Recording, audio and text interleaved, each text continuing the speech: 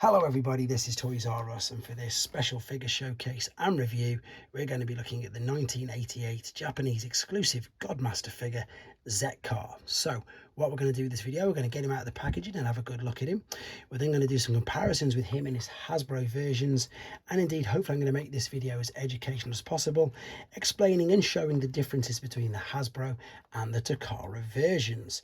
So I'm going to give you history, I'm going to give you some comparisons and indeed some examples. But before we get there, as I've already mentioned, this figure came out in 1988. Now the year previously, again as part of Japanese exclusives, the Headmasters was of course a cartoon that was running in Japan, and little figures like that came in individual boxes like these. And what they did was they released 6 again Headmaster warriors, all completely independent, all characters that you hadn't seen and didn't come with any other figure, which I know probably doesn't make much sense to the rest of the world, etc. But they had 3 robots, they had 3 beasts, and as I say, they all transformed, you see, like this, into heads that could be used on any of the Headmaster figures. So this was, as I say, something that they'd already done in Japan the year before, but they did it with Headmasters. In 1988, they did it with Godmasters, and the cartoon that was being aired at the same time was known as Supergod Masterforce.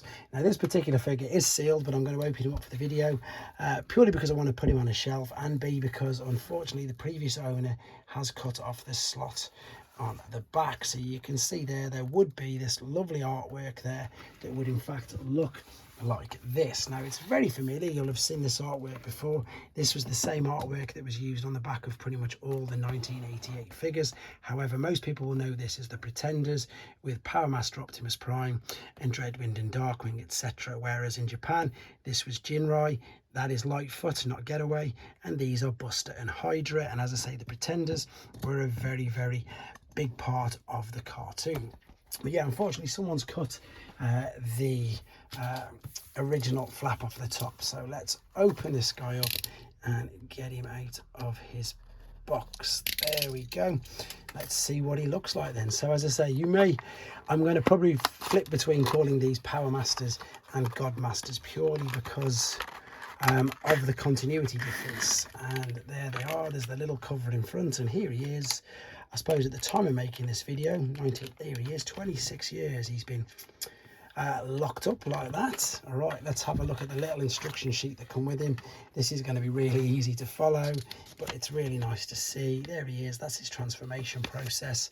And as I say, he's a standalone character, but what I want to try and do is, hopefully this will make a bit of sense, I suppose, to educate yourselves. So in fact, let's start off with probably the most confusing one. So the most confusing one would be if we start off with what would have been Joyride. So Joyride was the Hasbro release in 1988, whereas in Japan he was known as Ranger. And of course they did a new deco with that. So let me get the correct figure. So here we go. So let's get this. So Joyride had hot wire, and Ranger was in fact that colour. Ranger was the name of the figure as well as the little man. That's where it's going to get confusing, hopefully too not. Whereas they released a separate figure called Aquastar, and all of these, as you can see, share exactly the same molds. They're just different colours, different decos, different design, and as I say, different names.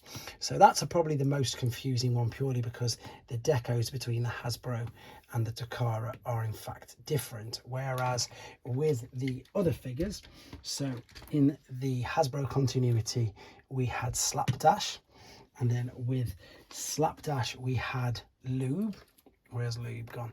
There is Lube, and I've not opened this one yet, but I am going to do so for a video.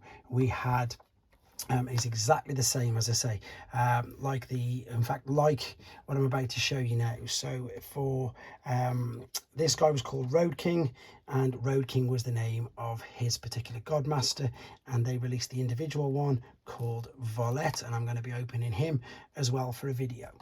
So let's move him over, and let's move over the one that we're talking about now. So in Japan he was called Lightfoot, and his Godmaster was indeed exactly the same as Getaway and Rev. So no difference at all between the figures or the Powermaster or Godmaster engines.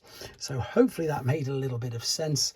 If you want to see Aquastar videos and Ranger videos, and indeed Slapdash videos, again, they are on this channel. But here is Zetca, the one we wanted to look at. So as I say, he's just a redeco of either Rev or indeed Lightfoot, depending on how you know them, how you've seen them in the cartoons, and how you follow the continuity. But again, different colour scheme completely. But what makes them cool is, as I say, they were individual released figures in their own little boxes like this. And yeah, quite sought after right now. So there you go. Hope that made a little bit of sense. Let's just do, just for anybody who's got no idea of the sizes of these, just a couple of quick comparisons. So there's a core class Grimlock. Here's a core class, so they are absolutely tiny.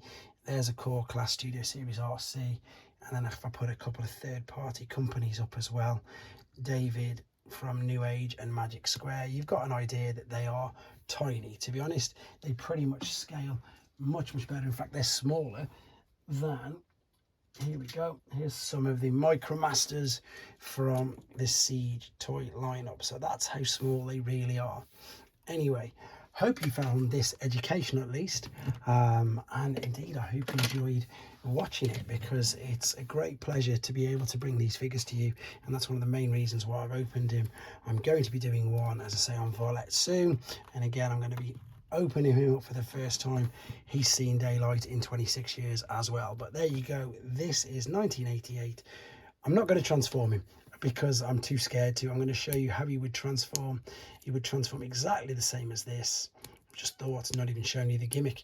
And then by doing this, this would enable you to transform your figure. So this would go in there and it'd set the buttons free so you could transform him. Again, this was universal. It worked on all of the Powermasters or Godmasters. You'd put these in the engines and they would fit like so. Anyway, there we go. I think I've pretty much covered everything with that. Hope you enjoyed it, guys. Take care.